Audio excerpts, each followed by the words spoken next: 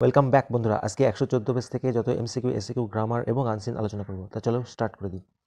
প্রথম যেটি, the girl had been tired of hearing about her dash. খুব important. Beautiful eyes, pretty face, interesting face. খুব confusing. Pretty face করতে পারে অনেকে, অনেকে ইন্টারেস্টিং ফেস করতে পারে। অ্যাকচুয়াল উত্তর হবে বন্ধুরা প্রেটি ফেস। এটা শুনতে শুনতে সে ক্লান্ত হয়ে গেছিল। One of the forebears of Kalam's mother was awarded by the British the title dash. এখানে দুটোর মধ্যে কনফিউশন হতে পারে, রায় বাহাদুর এবং বাহাদুর। এটার অ্যাকচুয়াল উত্তর হবে বন্ধুরা বাহাদুর।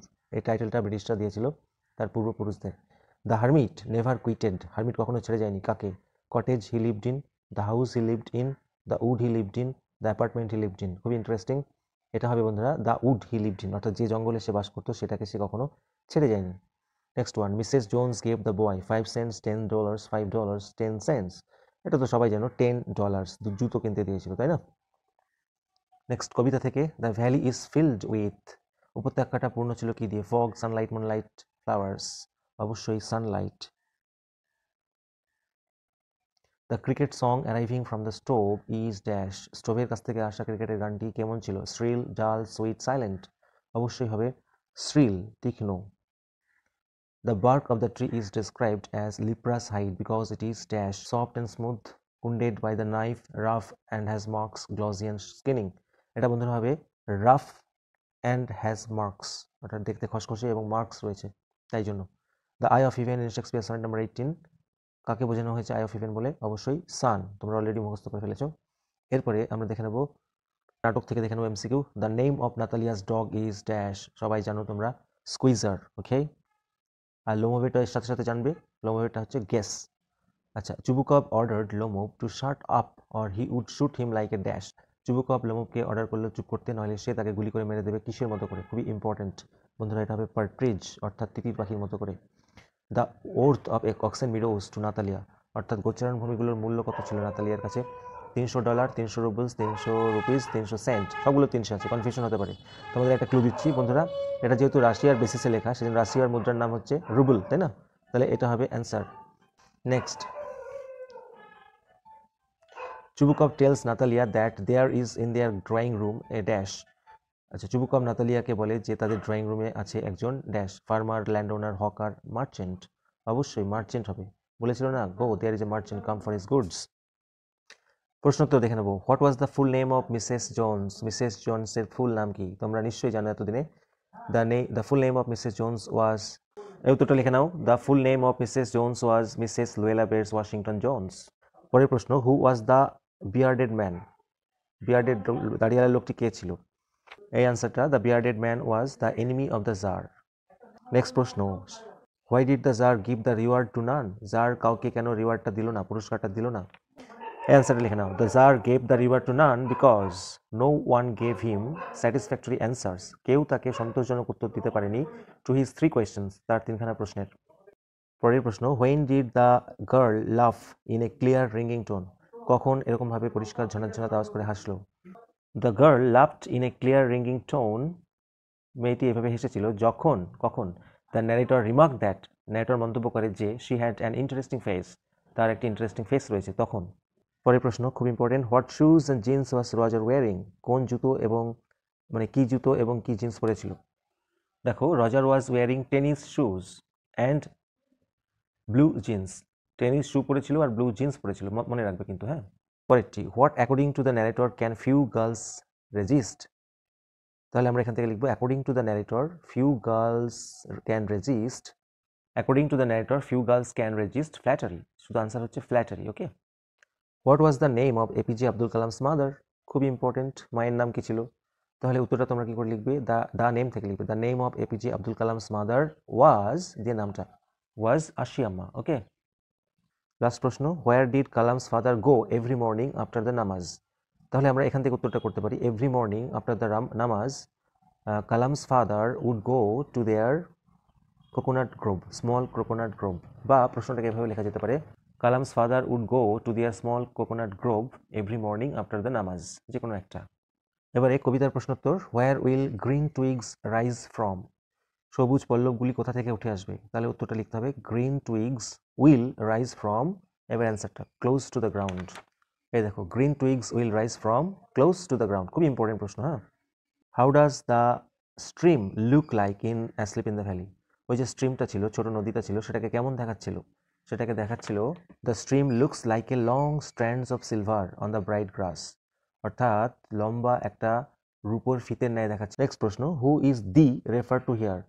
তুমি বলতে এখানে কাকে বোঝানো হয়েছে? সরি, তোমাকে বলতে কাকে বোঝানো হয়েছে? তাহলে তোমাকে মানে কাকে তোমরা জানো? কবির বন্ধুকে। তাহলে উত্তরটা কিভাবে লিখবে? The referred to here is the poet's friend. The poet's friend. পরের প্রশ্ন, where does the tree's strength lie? খুবই সিম্পল প্রশ্ন, গাছের শক্তি কোথায় নিহিত থাকে? তাহলে আমরা লিখব the tree's strength lies in its roots, তার মূলে। পরের প্রশ্ন, what is the soldier's pillow made of? খুবই simple, the soldier's pillow is made of fern. Next, what type of poem is the poetry of earth? তাহলে আমরা উত্তরে লিখব the poetry of earth is a sonnet. Next, and every fair from fair sometime declines, who wrote this line? এই লাইনটা কে লিখেছিল? অবশ্যই Shakespeare wrote this line, বা William Shakespeare wrote this line. Last প্রশ্ন, why do birds hide in the cooling trees? কেন লুকায় শীতল গাছের ছায়ায়? তাহলে উত্তরটা এখান থেকে লিখবে birds hide in the cooling trees because they are faint with the hot sun. They are faint with the hot sun. এবারে দেখে নেব আমরা। বন্ধুরা, বড় প্রশ্নের উত্তরগুলি তো আমরা প্লে লিস্টে পেয়ে যাবে, বাছাই করা সুন্দর সুন্দর উত্তর লিখে দেওয়া আছে। এরপরে গ্রামার রয়েছে, গ্রামারটা আমি লাস্টে করাচ্ছি, তার আগে আনসিনটা উত্তরগুলো করে দিচ্ছি। এখানে যে আনসিনটা রয়েছে সেটা এতটাই সোজা যে তোমরা দেখলেই উত্তর খুঁজে পেয়ে যাবে। Spenser wrote Faerie Queene, Spenser Faerie Queene লিখেছিলেন, এটা ট্রু না ফলস? এখানে লেখা আছে দেখো, in Faerie Queene Spenser has followed this much dot dot dot, অর্থাৎ ফেয়ারি কুইনে স্পেন্সার এইগুলোকে ফলো করেছে। তাহলে এখানে এই ফেয়ারি কুইনটা হচ্ছে স্পেন্সারের। Allegory was the most popular literary genre in medieval age. Allegory মানে রূপক, এটা মিডিয়েভাল এজের একটি খুবই জনপ্রিয় বা সবচাইতে জনপ্রিয় একটি লিটারেরি জনার ছিল। এটা দেখে নিই, দেখো, during the middle ages, middle ages মানে মিডিয়েভাল পিরিয়ডের কথা বলেছে। Allegory was the most popular form of literature, এখানে লিখে দেওয়া আছে হুবহু। তাহলে এটার উত্তর হবে বন্ধুরা ট্রু। পরের প্রশ্ন, Spenser was the typical product of the romantic age. Romantic এজের উনি একজন প্রোডাক্ট ছিলেন, অর্থাৎ কি বলবো, ফসল ছিলেন। এটা ফলস হবে, এটা ওই মিডিয়েভাল এজেরই হবে আর কি। এখানে লেখা আছে, কোথাও রোম্যান্টিক এজের কথা কোথাও লেখা নেই। তাছাড়া রোম্যান্টিক এজ অনেক পরে শুরু হয়েছিল। রোম্যান্টিক এজ ছিল 1798 থেকে 1837 সাল পর্যন্ত, এই সময়টাকে বলা হয়। আর এখানে মিডল এজের কথা বলেছে, অর্থাৎ 1500 সালের আশেপাশের কথা বলেছে। Next, the allegory writer sought to concretize the abstract idea. এখানে হুবহু লেখা আছে, দেখে নাও, এই যে the allegory writer sought to concretize the abstract idea. তাহলে দেখতে পাচ্ছ ট্রু না ফলস? ট্রু। এবারে যে প্রশ্নগুলি দেওয়া আছে অত্যন্ত সোজা। How did Spenser give vent to the spirit of his age? এই যে he gave vent to the spirit of his age through the medium of allegory. Allegory বা রূপকের মধ্য দিয়ে তিনি মুক্ত করেছিলেন। আচ্ছা, তাহলে এখানে হি এর জায়গায় শুধু আমাদের নামটা লিখতে হবে। প্রশ্নে কে আছে? স্পেন্সার, তাহলে লিখবো স্পেন্সার গেভ ভেন্ট দিয়ে যা আছে। Next, what do we notice in the Elizabethan age? Elizabethan যুগে আমরা কি লক্ষ্য করি? এই যে in this age we notice, তাহলে ইন দিস এজ এর জায়গায় লিখবো in Elizabethan age we notice the cross currents of the two significant movements, renaissance and reformation. তাহলে আমরা উত্তরটা এখানে হুবহু পেয়ে যাচ্ছি। শুধুমাত্র ইন দিস এজের জায়গায় আমরা প্রশ্নটাকে ধরে লিখবো, অর্থাৎ ইন এলিজাবেথান এজ, ব্যাস। নেক্সট প্রশ্ন, mention the two great literary movements as stated in the above text. এই টেক্সটের মধ্যে দুটো মুভমেন্টের কথা বলা হয়েছে, সাহিত্যের মুভমেন্ট, সেটা কি?